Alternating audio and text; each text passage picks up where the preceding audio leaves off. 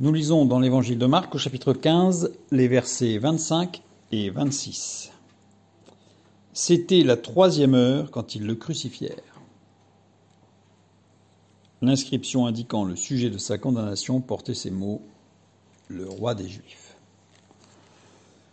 Deux versets qui sont extrêmement intéressants parce qu'ils permettent de situer les événements qui concernent la vie de Jésus, surtout ces derniers instants, et toutes les paroles qu'il a données avant, dans un contexte prophétique qui se réalise. Petit détour historique. À l'époque de Jésus, les Romains découpent la journée en 12 heures. En hiver, l'heure dure environ 40 minutes. En été, l'heure dure environ 1h20. C'est-à-dire que c'est la durée du jour entre l'aurore et le crépuscule qui était découpée en 12. Donc ça veut dire que pour faire 12 en hiver, les heures étaient plus courtes, des heures de 40 minutes. Et en été, les heures duraient environ 1h20. Et la nuit elle-même est divisée de la même façon, mais symétriquement, évidemment. Avec un point fixe qui est minuit, le medianox, c'est-à-dire le milieu de la nuit. Et donc la nuit, elle, était divisée en 4 veilles. Il y avait 2 veilles avant minuit, 2 veilles après minuit. Minuit, c'est le moment où commence la 7e heure de la nuit. Ça, c'est très découpé administrativement, mathématiquement. Jésus est crucifié, le soleil se couche vers 18h et il se lève vers 6h du matin, à l'époque où il est crucifié, à Pâques. C'est-à-dire la 3e veille correspond au temps compris entre 0 et 3h du matin.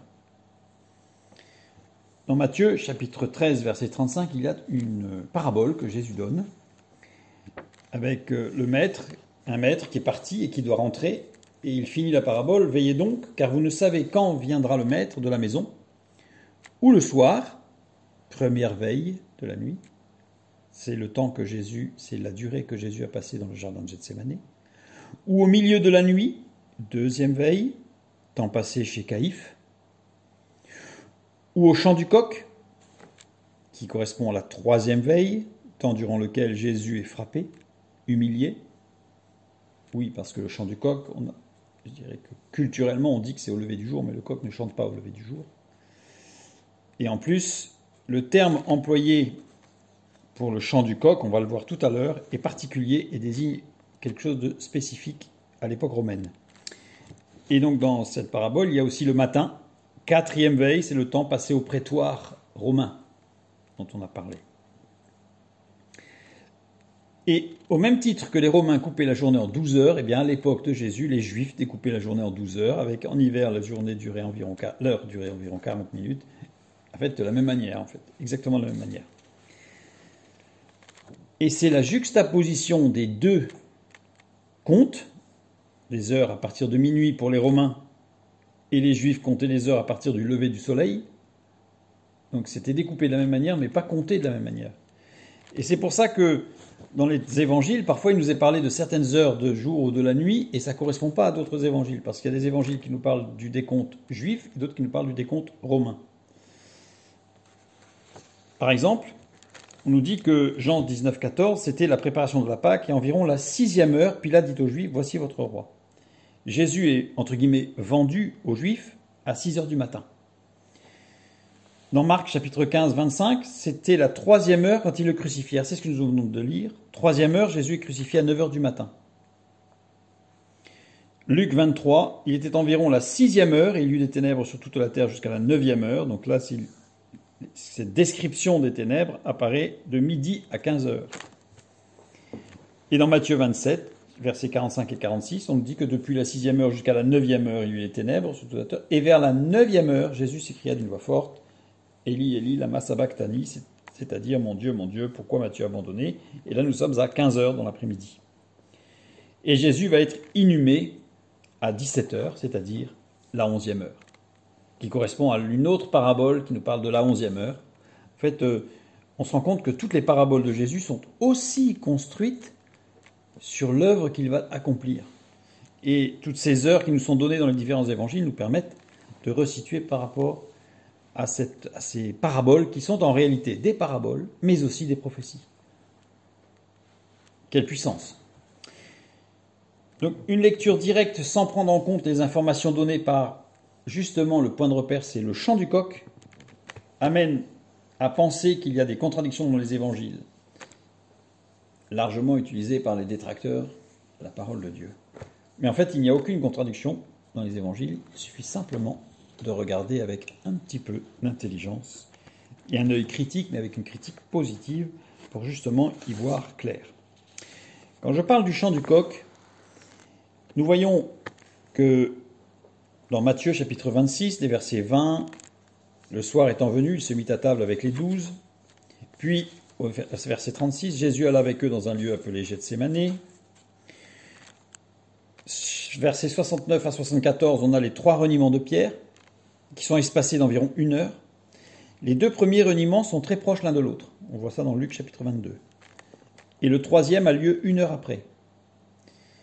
Et on nous dit qu'aussitôt après le 3e reniement, en Matthieu 26, le verset 74, le coq chanta. Mais l'expression « le coq chanta » ici rappelle l'expression de la parabole de Jésus que nous venons de lire. Vous ne savez quand viendra le maître de la maison, ou le soir, ou le milieu de la nuit, ou au chant du coq.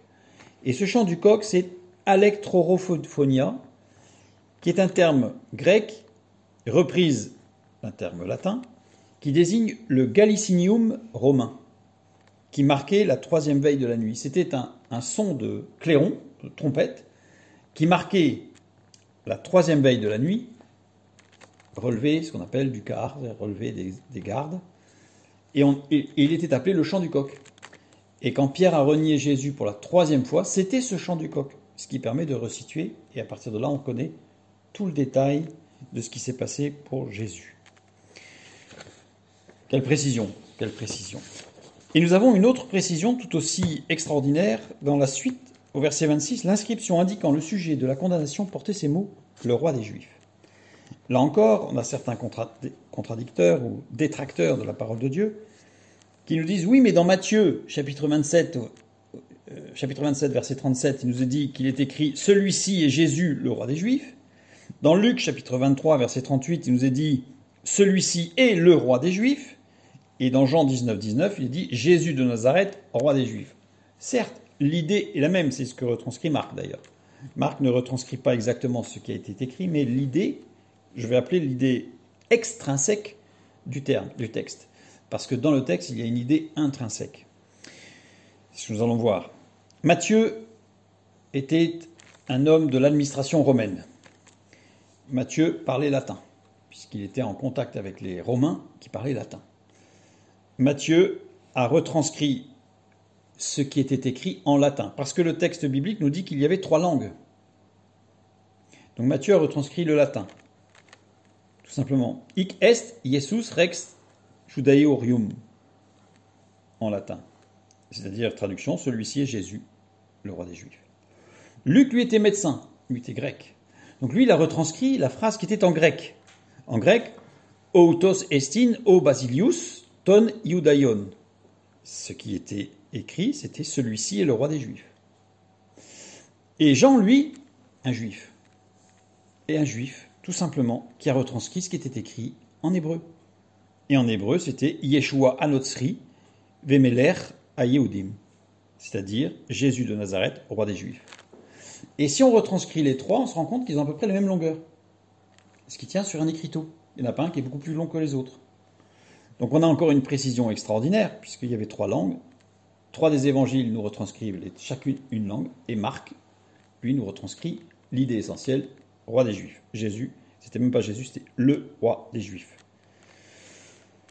Nous avons ici donc, dans le texte que nous avons lu, dans ces 2 versets, une sorte de condensé, que je trouve extraordinaire, de la précision des textes bibliques et surtout du plan de Dieu pour Jésus.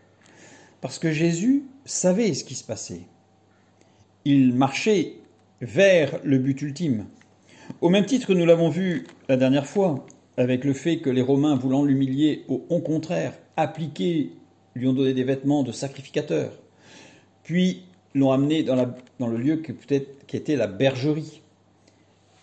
C'est-à-dire que Jésus, en fait, a été humilié, je dirais physiquement, humainement, mais fortifié spirituellement. Pourquoi?